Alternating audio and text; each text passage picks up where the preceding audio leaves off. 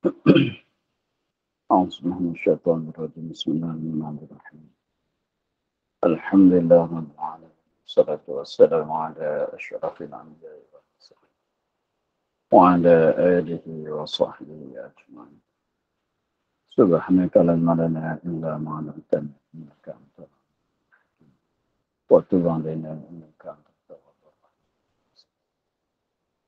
الرحيم وهداية النصر لا قوة إلا بالله لا حول ولا قوة إلا بالله لا حول ولا قوة إلا بالله لا حول ولا قوة إلا بالله اللهم ألهمنا منك والهم الملائكة المقربين وخلصنا من سوء وافتح لنا أبواب رحمتك وعلمنا أسرك رب اشرح لنا صدرنا ويسرنا ولا تنسى قال الشيخ المصدق لا نفعنا في الدارين maka keluar dengan kata mishaf seperti Taurat dan Injil dan yang mansuh tilawahnya daripada Quran, maka tiada haram menyentuh dia dan menanggungkan dia. Maka keluar faham daripada dulu dia katanya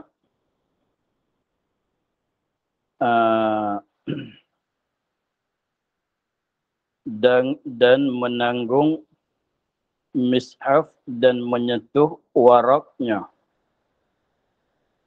Faham daripada di situ bahwasanya menanggung haram bagi orang yang berhadas. Sama ada hadas tu hadas kecil atau hadas besar, haram menanggungkan mishaf dan menyentuh waraknya. Dan serta hadisnya la yamassuhu illal mutahharun. Dan hadisnya ialah la yamussa al-Qur'ana illa tahirun.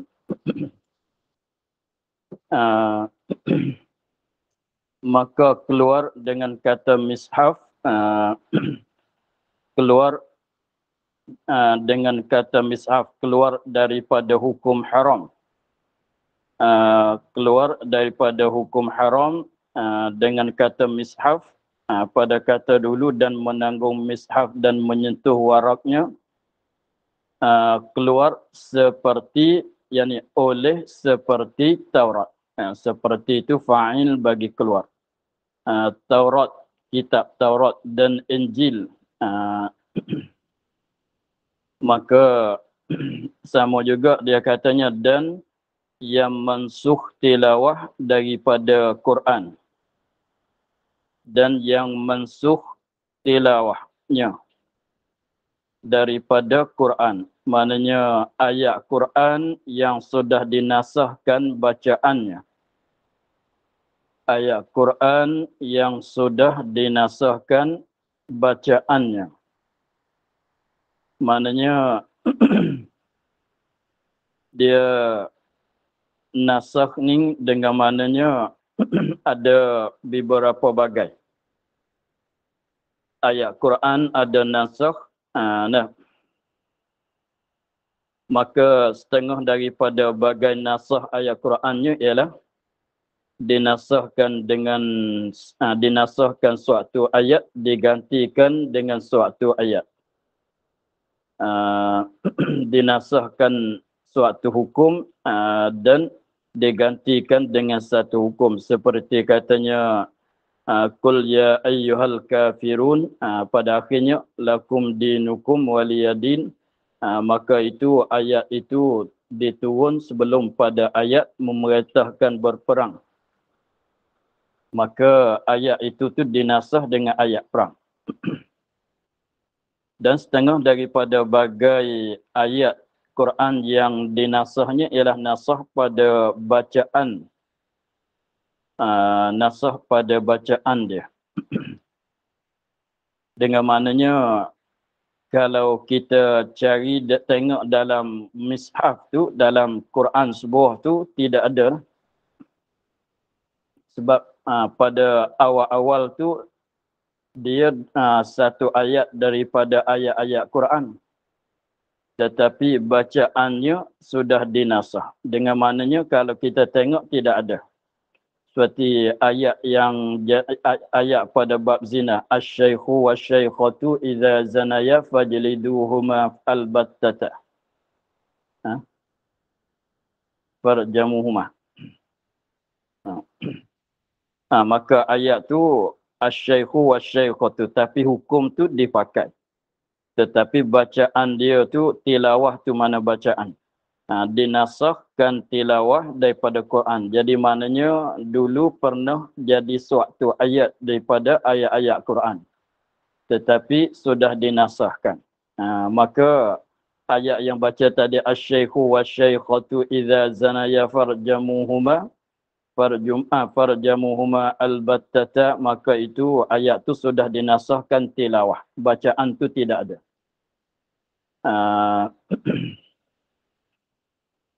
Dia ada kalanya ia nasakh tilawah saja, ada kalanya nasakhkan tilawah serta hukum. Maka samalah asalkan mana-mana ayat. Sekiranya kalau ayat itu dinasakhkan tilawah. Kita nak tahu katanya nasakh tilawah tu, ini suatu ayat tapi tidak ada dalam mishaf sekarang. Tidak ada dalam mishaf sekarang. Tapi kalau tengok ada apa tu, tahu daripada mana katanya dia tu pernah jadi ayat Quran, itu dapat cerita daripada sahabat lah. Tengok dalam hadis. Sebab hadis yang ayat tadi tu, Sayyidina Siti Aisyah ada sebut. Dia katanya kunna fima naqra'u. Fima naqra'u, setengah daripada ayat-ayat yang kami baca pada zaman dulunya belum pada dinasakh ialah asy-syaikhu wasy-syaikhatu idza zanaya hingga akhir. Maka sekarang tu ayat tu dah tidak ada. Tapi hukum tu masih diamalkan. Maka ayat tu tidak haram kita menyentuh kalau kita tulis. Kalau kita tulis ayat itu dalam kertas masalan, maka menanggung menyentuh tu tidak haram. Jadi ayat-ayat Quran yang sudah dinasakhkan bacaannya, maka sekiranya kalau kita tulis dalam kertas tu, maka tidak haram. Tengok kesemuanya dia katanya maka tiada haram menyentuh dia dan menanggungkan dia. Maka tiada haram menyentuh dia Taurat, Injil dan yang mansukh dan menanggungkan dia, maka tidak haram. Sebab ayat yang tadi itu asy-syaikhu wasy-syaikhatu idza zanaya tu, maka kalau kita baca pun tak ada lah dapat kata 1 haraf 10 pahala, tak ada lah. Tak dapat lah. Cumanya dapat pahala baca tu macam baca hadis gitu lah. Jadi pahala seperti kita baca ayat-ayat yang tidak dinasakh tilawah tak dapat macam itulah. Seperti apa dia, 1 haraf 10 pahala tu tak dapat. Maka sekiranya kalau kita tulis, kita menanggung, kita tulis pada kertas masalah nak tanggung, tidak diharamkan. Menyentuhkan kertas itu tidak diharamkan. Sama juga kitab Taurat, kitab Injil. Dan demikian lagi kulitnya, yakni jilidnya yang berhubung dengan dia, kerana satu suku daripadanya. Dan demikian lagi, yakni haram juga. Haram menyentuh dan menanggung juga. Dan demikian lagi, haram menyentuh, haram menanggung juga kulitnya. Kulit bagi mishaf. Kulitnya, kulit bagi mishaf. Apa makna kulit? Kulit tu bahasa Melayu, yakni jilidnya. Jilid tu bahasa Arab pula.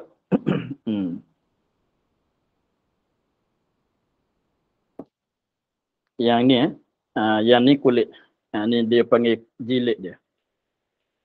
Yang jadi dua pihak. Ni kulit dia. Ni kulit dia, jilid dia. Maka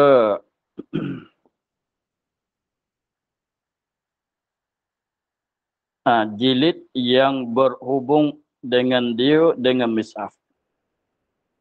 Jilid yang berhubung, tapi dia katanya haram tu jilid tu, kulit tu yang berhubung dengan dia dengan mishaf.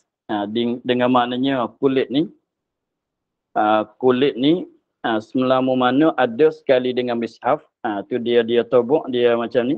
Selama mana kulit ni bersambung dengan mishaf, maka selama tu kita haram kita menyentuh dan menanggung.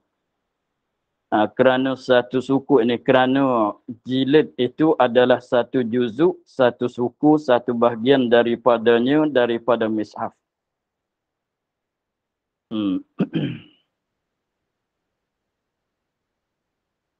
Sebab dia tu satu suku. Sama juga dengan yang ni pun tak boleh kita sentuh juga. Sebab sekiranya dia jadi satu suku daripada Quran, selama mana dia di dalam mishaf, maka tak boleh kita nak menyentuh. Yang ni. Ni tali ni. Tali ni, selama mana tali yang ada kat dia ni, maka tak boleh kita menyentuh. Tali ni pun sama dengan kulit, tapi kalau tali ni tertanggal daripada mishaf, boleh kita menyentuh lah, sebab dia tak panggil tali penanda bagi mishaf dah. Maka selama mana ada kat mishaf, maka selama tu tak boleh kita menyentuhkan dia dan menenggungkan dia, sebab katanya juzuk, maknanya sebahagian daripada mishaf. Sama juga dengan kulit tadi. Dan tengok dan jika sekali lagi dia katanya, sekali lagi yakni jilid yang berhubung dengan dia dengan mishaf. Jadi berhubung tu maknanya kalau tertanggal maka tidak mengapa. Maka seperti kitab yang kitab zaman dulu,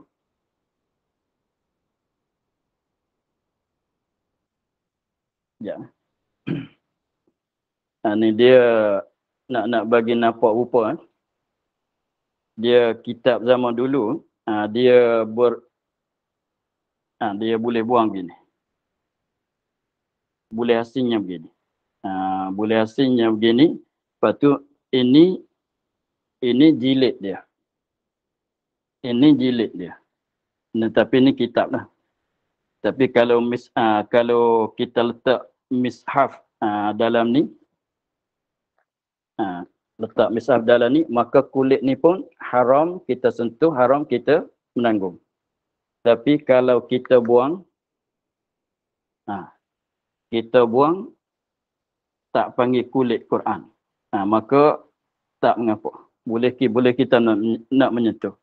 Tapi sekiranya kalau kita buang tu, maka sekiranya tak panggil jilid Quran, jilid mishaf. Maka sekiranya kalau lepas tu, maka jikalau tak terbahasa pada Quran, maka tak apalah, boleh menyentuh. Begitulah, tengok dulu. Dan jilid kitab serta dan jika dijilid kitab serta Quran. Sekali lagi.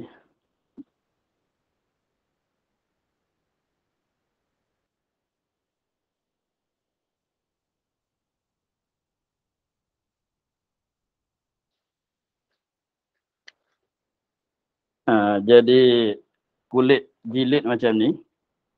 Lepas tu jadi maksudnya satu sebelah ni Quran, sebelah ni kitab biasa. Tengok. Dia katanya maka jika dijilidkan Quran serta dijilidkan kitab serta Quran. Macam mana? Jadi sebuah begini, kita letak begini, apa tu letak begini, sebelah ni kitab, sebelah ni Quran. Jadi duduk dalam satu jilid lah. Satu jilid gitu maknanya sebelah ni Quran, sebelah ni kitab. Begitu. Jadi dia campurkan. Jadi misalannya, misalan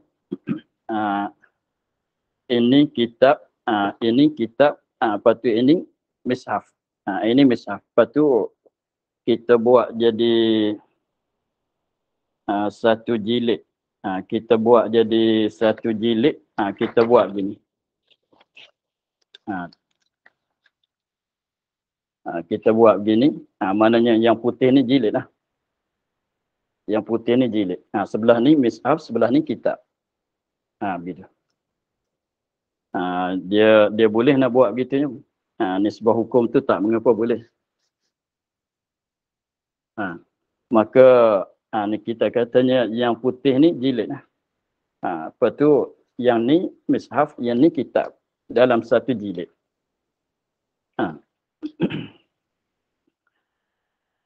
Dia katanya dan jika dijilidkan, dijilid kitab, mana buat kulit lah. Dijilid tu mana buat kulit. Serta kitab-kitab lah, kitab fiqh, kitab apa ni, inilah. Serta Quran, maka haram menyentuh jilidnya pada kedua-dua pihak. Yakni pada sebelah Quran dan sebelah kitab. Sekali lagi. Yang ni, dia katanya sebelah ni kitab, sebelah ni Quran, maka dalam satu jilid, dalam satu kulit, dia kata maka haram menyentuh jilidnya kedua-dua pihak. Yang ni sebelah ni pun haram kita menyentuh, sebelah ni pun haram kita menyentuh. Mana sebelah kiri, sebelah kanan lah. Jadi sebelah balik ada Quran pun tengok dia kata yakni sebelah Quran dan sebelah kitab. Mana sebelah yang ada sebelah ni Quran mishaf haram menyentuh juga. Sebelah ni sebelah balik kitab maka haram menyentuh juga. Kerana dia ghalib akan hukum Quran, kerana dia ghalib itu maknanya haram kita menyentuh kedua-dua pihak kulit sini. Kerana dia ghalib ini dimenangkan. Kerana dighalibkan, yakni kerana dimenangkan akan hukum Quran. Jadi maknanya kedua-dua, seolah katanya kedua-dua buah ni ialah Quran. Kedua-dua buah ni ialah mishaf. Itu makna kerana dighalibkan, kira katanya semualah dalam satu jilid ni ialah Quran. Walaupun kitab tu lebih besar daripada Quran sekalipun, maka jika katanya yang ada dalam jilid tu jilid Quran, maka kedua-dua pihak. Tapi yang kata tadi tu atas yang mu'tamad, atas yang dimu'tamad oleh Syekh Ibn Hajar dalam kitab Tuffah. Kata Syekh Ramli dan Khatib Syarbini, tiga orang ni seguru saja. Semuanya murid bagi Syekhul Islam Zakaria Ansari. Semuanya tiga orang ni anak murid bagi Syekhul Islam Zakaria Ansari. Kalau jemaah pernah pergi kat kubur makam Imam Syafi'i, di masjid Imam Syafi'i itu, lepas tu kat jalan nak masuk ke makam Imam Syafi'i itu, kat jalan tu ada satu makam, ialah makam Syekhul Islam Zakaria Ansari. Lepas tu ni lah tiga orang muridnya yang termasyhur, Ibn Hajar, Syekh Ramli dan Khatib Syarbini. Maka tadi itu dia yang katanya haram menyentuh jilid kedua-dua pihak tu, itu mengikut yang diiktimad oleh Syekh Ibn Hajar. Khilaf bagi Imam Ramli, kata Syekh Ramli dan Khatib Syarbini, dia Khatib untuk nak mengenal sikit. Khatib Syarbini ni khatib, dia sebagai jadi khatib, bukan nama dia tu. Khatib Syarbini, Syarbini itu kampung dia. Khatib ni dia jadi khatib di Masjid Azhar pada zaman dia lah. Dia jadi khatib. Ini bukan nama dia, itu tugasan dia. Dia ambil tugasan jadi khatib. Maknanya kalau sembahyang Jumaat dialah yang baca khutbah ni. Kalau sembahyang Jumaat dialah baca khutbah. Kata Syekh Ramli dan Khatib Syarbini, yang haram sebelah Quran jua, tiada sebelah kitab. Jadi kalau mengikut Syekh Ramli dan Syekh Khatib Syarbini, maka yang sebelah Quran ada tu haram kita menyentuh. Ni kulit sebelah balik mishaf ada ni haram. Kalau rupanya begini, sebelah ni saja. Sebelah ni haram menyentuh. Adapun sebelah balik kitab ni tidak haram menyentuh. Begitu.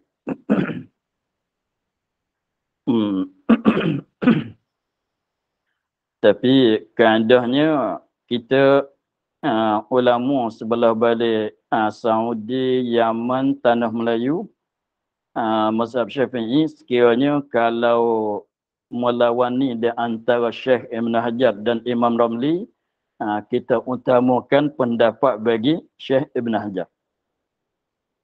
Kita utamakan pendapat bagi yang diiktimad oleh Syekh Ibn Hajar. Sekiranya kalau ada perselisihan di antara Syekh Ibn Hajar dan Imam Ramli. Ulama Melayu, Hindu kat mana, sama. Lepas tu sebelah Yaman, mereka utamakan Syekh Ibn Hajar. Tapi kalau orang Mesir sendirinya, mereka utamakan Syekh Ramli di atas Syekh Ibn Hajar. Habis ya. Dan jika menanggung akan yang tersebut itu, maka hukumnya seperti menanggung mishaf serta mata benda yang serta mata benda lagi akan datang tafsilnya. Ini masalah menyentuh. Masalah menyentuh ni kalau Quran dengan kitab dalam satu jilid.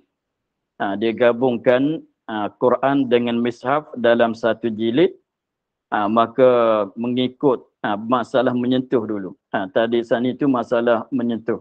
Maka menyentuh tu kalau mengikut Syekh Ibn Hajar, menyentuh kedua-dua pihak tak boleh. Tak boleh.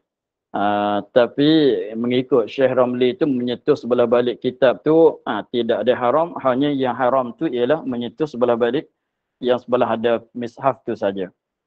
Itu masalah menyentuh. Masalah menyentuh, menyentuhkan kulit jilid yang kitab dan Quran dalam satu jilid tadi. Tapi masalah menanggung lain pula. Ni kita pegangnya begini. Jadi kita menanggung ni, kalau nak tanya menanggung apa? Ni kita pegang apa ni? Pegang Quran ke pegang kitab? Kita bawa apa ni? Kita bawa kitab ke, kita bawa Quran ke, bawa kedua-dua. Itu masalah menanggung. Maka dia katanya, dan jika menanggung akan tersebut, akan yang tersebut, dikandaki yang tersebut tu ialah kitab dan Quran di dalam satu jilid. Yang tersebut mana kitab dan Quran dalam satu jilid. Maka hukumnya, hukum menanggung seperti menanggung mishaf serta mata benda serta barang-barang lain yang lagi akan datang tafsilnya. Maka hukum dianya seperti hukum menanggungkan kitab dan mishaf dalam satu jilid tadi, seperti menanggungkan mishaf Quran serta mata benda serta barang yang lain yang lagi akan datang. Yang itu masalahnya tak sampai lagi ya. Yang lagi akan datang tafsilnya, tafsil hukum.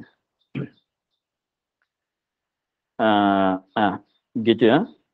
Maka masalah kita menanggung tadi itu lagi akan datang, kira katanya dia tafsilnya. Jadi kita menanggung tu bawa, kalau nak tanya kita bawa apa tadi? Bawa barang ke? Seperti kita dalam beg kitanya. Dalam beg kitanya ada kain, ada baju, ada banyak benda lah. Lepas tu kita isikan mishaf dalam beg kita. Lepas tu apabila kita menanggung tu, kalau kita kosak menanggung Quran, maka tidak boleh kalau berhadas.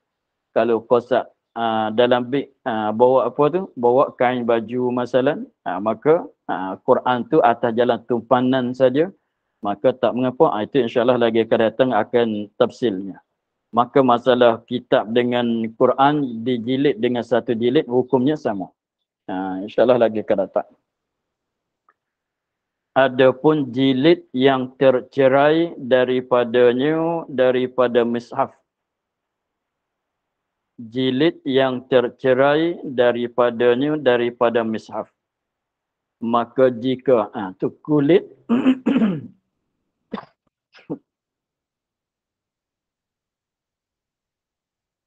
maka dia katanya adapun jilid yang tercerai daripada mishaf, maka jika putus nisbahnya kepada mishaf, seperti dijadikan jilid kitab yang lain, maka tiada haram. Maka tiada haram lagi menyentuh dia.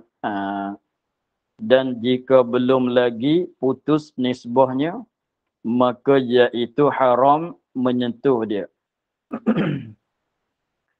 Seperti hukum berhubung jua.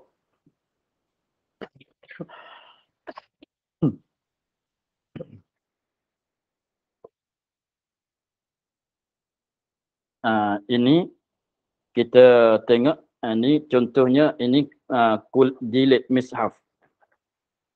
Maka kita buangnya begini, jadi kosong begini lah. Jadi kosong begini.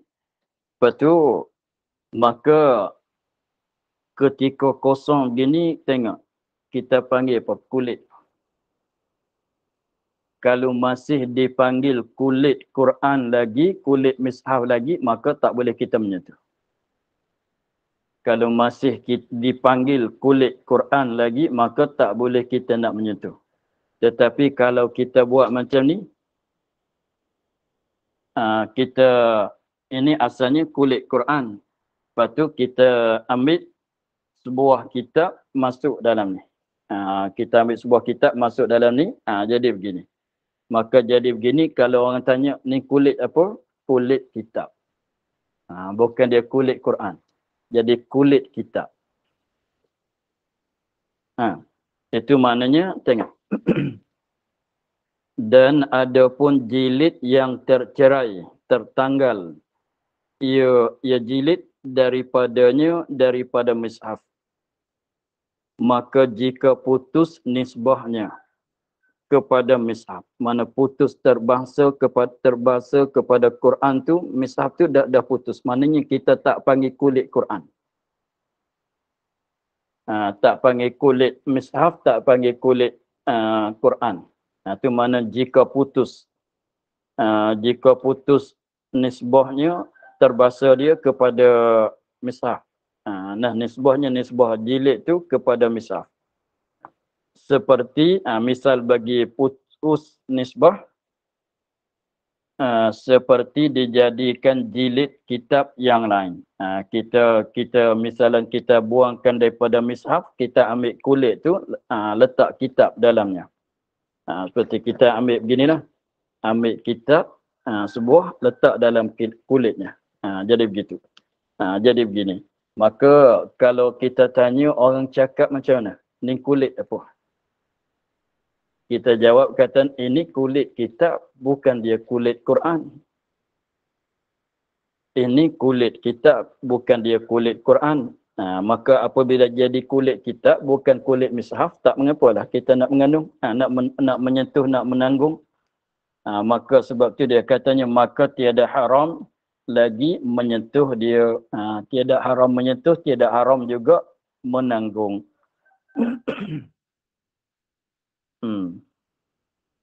Dan jika belum lagi putus nisbahnya, tiada putus lagi nisbahnya. Jadi contohnya kita tak ada letak kitab kulit Quran yang tertanggal tu, letaknya begini lah, kosong-kosong begini lah. Jadi kosong-kosong begini, maka apabila begitu kita kalau orang panggil ni kulit apa? Kulit Quran, kulit mishaf. Lebih-lebih lagi pulanya kat kulit tu dia ada tulis Al-Quranul Karim, Al-Quranul Majid. Maka apabila gitu maka masih jadi kulit Quran lagi. Kalau tanya itu kulit apa tu, jilid apa, letak kat tepi dinding tu, itu jilid Quran tertanggal. Maka tak boleh menyentuh, tak boleh menanggung. Maka dia katanya maka iaitu haram menyentuh sama juga menanggung. Maka iaitu haram menyentuh dia seperti hukum berhubung. Seperti hukum dia tu bersambung dengan mishaf lagi. Gitu.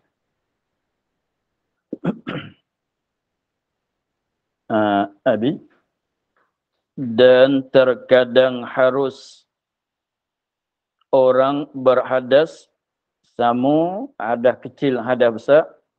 Dan terkadang harus, orang yang harus di sini maksudnya tidak haram. Maksud dengan harus di sini tidak haram. Tidak haram, tidak makruh. Maksudnya sekali lagi maknanya tak dilarang. Tak dilarang.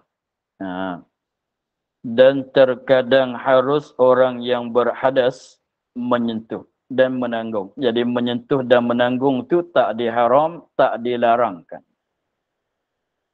Tak diharam, tidak haram, makruh pun tidak, maksudnya tidak dilarang. Terkadang harus orang yang berhadas samu, hadas kecil dan hadas besar samu, tidak terkadang harus menyentuh dan menanggung. Menyentuh Quran tu tidak haram. Menanggung Quran itu tidak haram, walaupun sekeping surat, sekeping selai kertas sekalipun tidak haram. Sebabnya sebab takut terbakar. Kalau contohnya kalau rumah tu terbakar masalah, maka sekiranya kalau kita tak ambil dia bawa keluar, maka dia akan terbakar. Walhalnya kita tidak ada wuduk walaupun kita ni berjunub sekalipun, boleh kita nak bawakan, pegangkan Quran untuk nak alihkan dia letak di tempat yang selamat. Untuk nak selamatkan Quran, mishaf daripada terbakar. Boleh. Atau tenggelam. Tenggelam dalam air, dalam sungai, dalam laut masalah. Kita contohnya kapal laut masalah. Tiba-tibanya ada sebuah Quran tu jatuh atau nak jatuh masalah. Maka boleh kita terus ambil dia, terus menanggung dia supaya selamat daripada tenggelam di dalam air.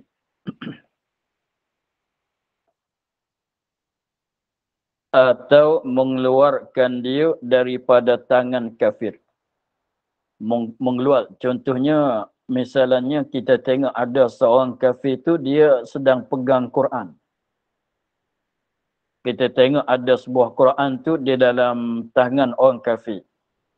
Maka kalau orang berjunub tu nanti nak mandi dulu, meluput pula. Maka boleh kita nak ambil daripada tangan Quran itu mishaf itu daripada tangan orang kafir. Walaupun kita walaupun kita berhadas besar, berhadas kecil sekalipun. Atau jatuh pada tempat najis. Kita tengok Quran tu, mishaf tu artinya surat tulisan Quran jatuh kena di atas najis, dah, maka boleh kita nak menanggung dan menyentuh untuk nak mengelakkan. Jika lemah daripada taharah, jadi maknanya untuk nak selamatkan, kalau kita pergi buat ambil wuduk dulu, kalau kita pergi mandi dulunya, maka tak sempat kita nak menyelamatkan dia daripada tersebut, daripada terbakar, daripada tenggelam, daripada tangan orang kafir, daripada jatuh di atas najis. Begitu. Itu mana kata jika lemah ia seorang daripada taharah. Jadi maknanya Quran dekat-dekat dia nak terbakar dah. Kalau kita balik mandi dulu atau cari air untuk nak ambil wuduk dulu, artinya kita tayamum dulu ke, maka tak sempatlah kita nak menyelamatkan. Tengok. Dia kata tetapi wajib pula ni istidrak pada harus. Sebab tu saya kata tadi tu harus maknanya tidak dilarang, tidak diharam. Tetapi ni istidrak pada kata terkadang diharus. Kembali sana. Tetapi wajib pula menanggungkan dia kan mishaf dengan sebab nak mengelakkan, nak menyelamatkan daripada terbakar dan tenggelam dan sebagainya. Maka bukan sekadar katanya harus, tak boleh pahala, tu bukan begitu. Bahkan wajib. Wajib apabila kita tengok Quran tu dekat-dekat, kalau kita tak selamatkan dia, dia akan terbakar. Kalau kita tak selamat, kita tak ambil dia, dia akan tenggelam di dalam air. Kalau kita tak ambil Quran dalam tangan orang kafir, boleh jadi dia menghinakan Quran. Maka semuanya kalau kita kuasa, maka wajib kita menyelamatkan Quran daripada perkara yang tersebut. Itu bukan sekadar harus saja. Itu mana katanya terkadang harus, tapi bukan harus.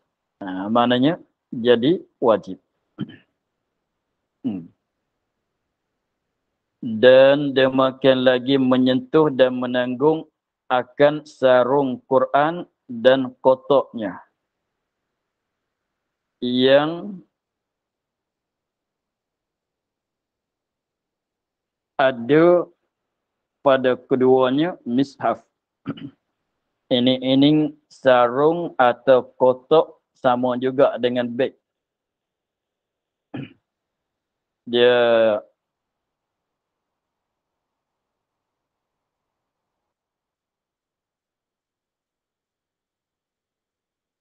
kalau kita beli Quran tu yang satu juzuk.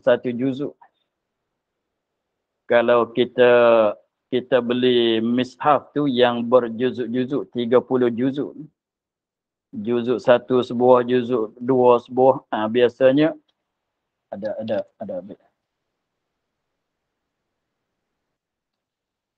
Biasanya dia letak dalam beg.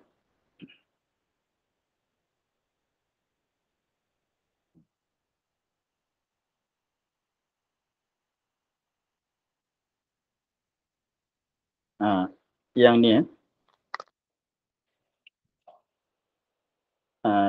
yang ni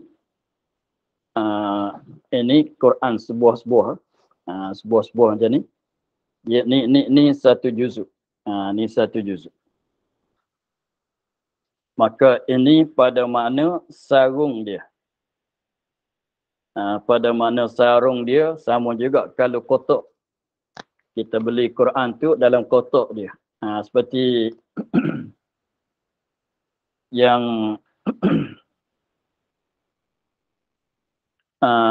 seperti apa dia, tempat cetakan Quran.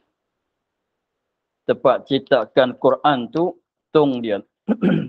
Apabila dia nak apabila dia nak keluarkan itu, dia isi dalam kotak yang besar. Maka itu pun tak boleh kita masuk dalam kotak dia, sarung dia juga.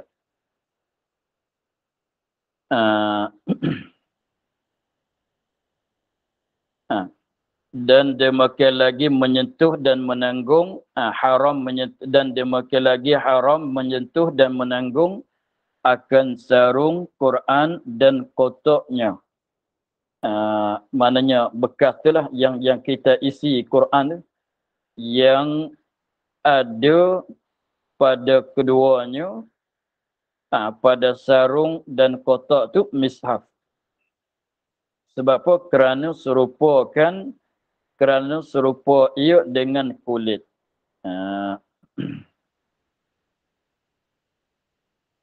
Jika apa dia? Kerana serupa, mana dihukum sama. Kerana sama pada hukum. Nah, kerana serupa ia dengan kulit. Yang kulit tu macam ni tadi. Lepas tu yang ni pun kalau kita terbukanya begini, kalau pegang di sini pun tak boleh. Nak pegang di sini pun tak boleh, nak menyentuh di sini pun tak boleh. Sebab hukum dia hukum kulit juga. Hukum kulit mishaf juga. Tapi selama mana Quran ada di dalamnya. Tengok dia ada kait lagi.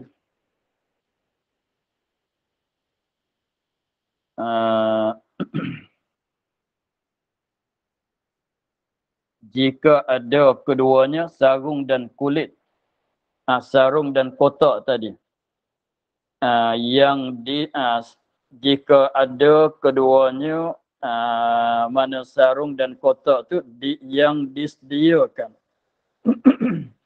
yang disediakan baginya, maknanya kita buat tu sediaan untuk cadangan untuk nak isikan Quran, yang disediakan baginya bagi mishaf. Maka yang ni memang dia dah tulis ni. Bait ni dah tulis. Tengok Al-Quranul Karim. Lepas tu sebelah bawah dia pun ada tulis cetak syarikat cetakan dia. Maka bait ni, sarung ni, kotak ni disedia untuk nak isikan Quran. Disediakan, dijadi dia, maknanya dibuat dia untuk nak sediakan Quran.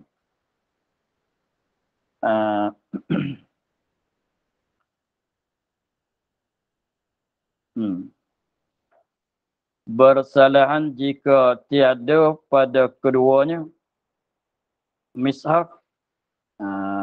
Bersalahan jika tiada pada keduanya, tidak ada di dalamnya, tidak ada pada Quran, tidak ada di dalam kedua-dua tadi, kotak dan sarung tadi, mishaf. Macam ni kita buang, apabila kita buang ke semua, apabila kita buang ke semua daripada kotak, jadi mishaf Quran tu duduk kat luar, jadi kosong di dalamnya, tidak ada walaupun sebuah kat dalam, maka itu hukumnya lain pula. Jadi maknanya tidak haram lah. Tengok dia katanya bersalahan jika tiada pada Quran, tidak ada di dalamnya, dalam kotak, dalam sarung tu mishaf.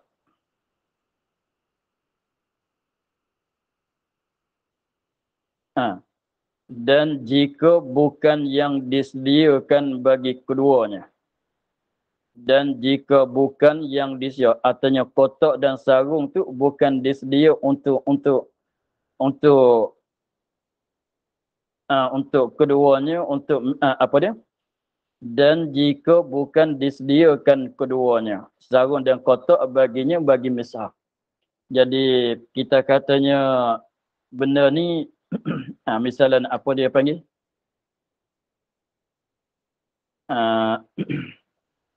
Folder. Apabila kita beli satu benda macam ni, yang kat kedai-kedai surat ni, yang biasanya kat syarikat, kat office tu ada dia surat-surat photostat apa letak dalam ni semua. Maka benda ni kita folder. Maka kita beli tu semua boleh guna kan. Boleh guna apa-apanya, boleh isi apa-apa ke semua. Maka itu tak disediakan untuk mishaf ke tidak. Maka sekiranya kalau kita isi Quran dalam tu, maka haram kita menyentuh. Kalau kita buang, maka tidak menyentuh. Begitu juga sebab tu ada orang tanya, dia letak Quran sebuah di depan kereta. Dia letak Quran sebuah, biasanya orang Islam gitulah. Letak Quran sebuah di depan kereta. Lepas tu dia katanya ada sebab dia ingat katanya kalau Quran dalam sarung haram kita menyentuhkan sarung tu kan. Maka dia letak Quran dalam kereta kat depan tu. Maka tanya bolehkah tidak menyentuhkan kereta?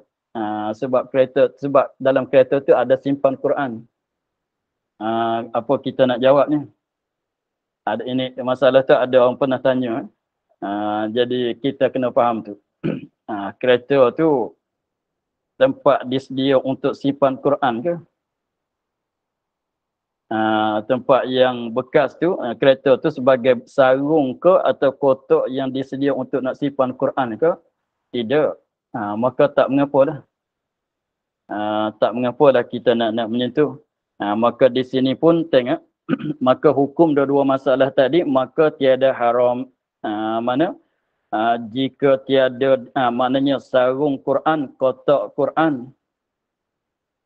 Lepas tu, yang tidak ada Quran di dalamnya, maka tidak haram juga kita menyentuh, kita menanggung. Dan bekas itu artinya folder, artinya kotak kemasalan yang tidak disediakan untuk misah pada awal mula kita buat. Maka tiada haram. Dua-dua masalah itu tidak haram. Yang sarung ni ada kotak tu. Sangkuk. Kotak sangkuk.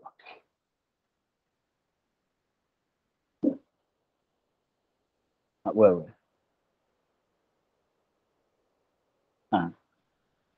Ini nak kenal sarung dia macam ni. Sarung dia macam ni. Ni bentuknya begini. Ini buku lah. Ni letak macam. Masuk dah. Ini bentuk sarung ni. Bentuk dia sarung dia macam ni. Dia begitu. Dia masuk dah ni. Itu bentuk sarung.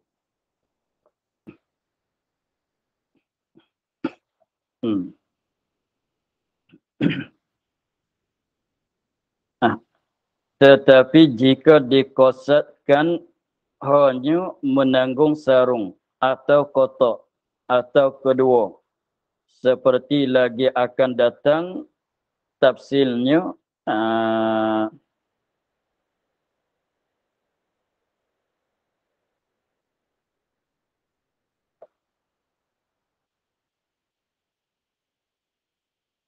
tetapi jika dikosatkan hanya menanggung sarung atau kotak atau kedua, yakni Quran dan sarung atau kotak, seperti ini hukumnya seperti lagi akan datang tafsilnya. Tafsilnya tafsil Quran serta mata benda. Jadi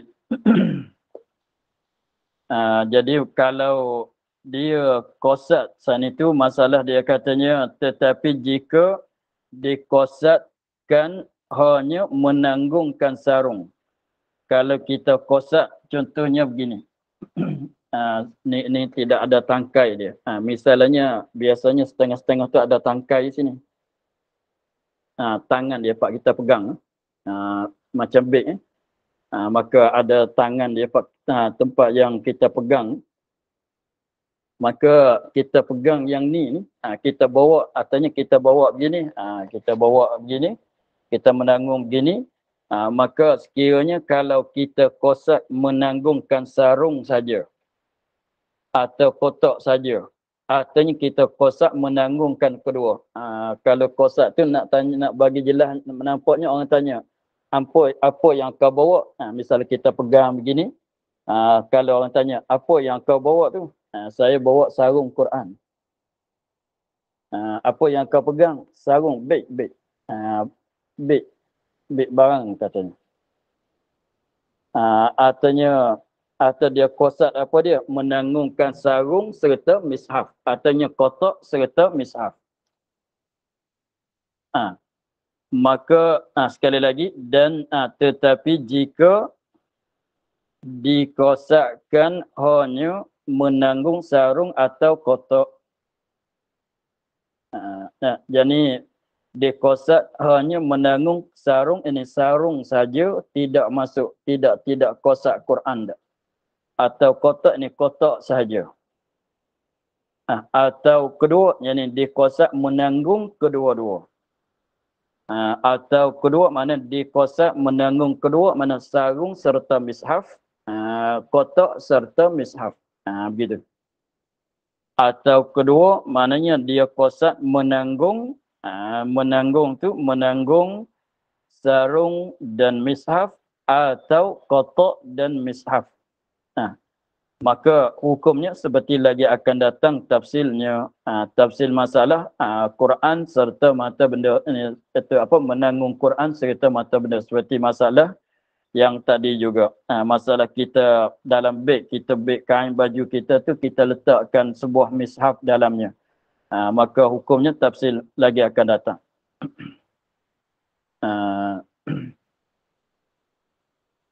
Maka untuk hari ini kita akhir di situ dulu.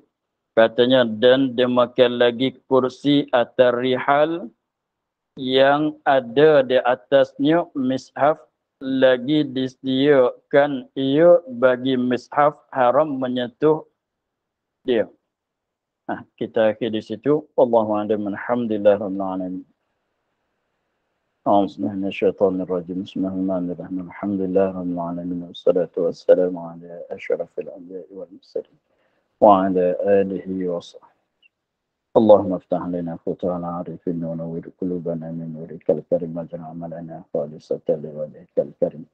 اللهم إنا نستعينك كما قرأناه وما قصناه وما سمعناه فردد علينا وافتح يدنا. سبحان ربك رب العزة عما يصفون والسلام على المرسلين والحمد لله رب العالمين. Terima kasih Baba. Assalamualaikum. Terima kasih Baba. Assalamualaikum. Terima kasih Baba. Assalamualaikum. Terima kasih Baba. Terima kasih Baba. Assalamualaikum. Assalamualaikum. Terima kasih, Bang. Assalamualaikum.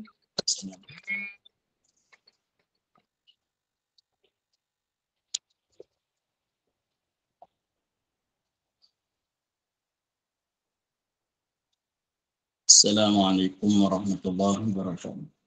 Waalaikumsalam Assalamualaikum warahmatullahi wabarakatuh.